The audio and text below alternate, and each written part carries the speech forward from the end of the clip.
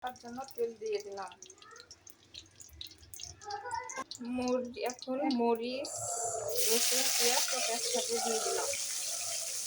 এখন একটু নাড়াচাড়া করে দিলাম। স্বাদ মতো লবণ দিয়ে দিলাম। পেঁয়াজ মরিচ লাল হয়ে গেছে, এখন চিংড়ি মাছ দিয়ে দিব।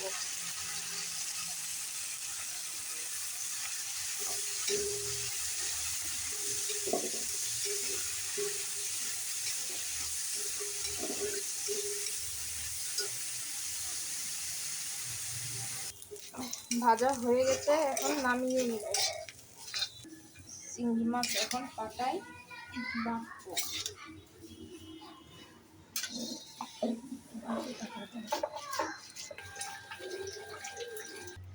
বাটা শেষ, এখন বাটিতে তুলে সরিষার তেল দিয়ে মাখিয়ে নিব।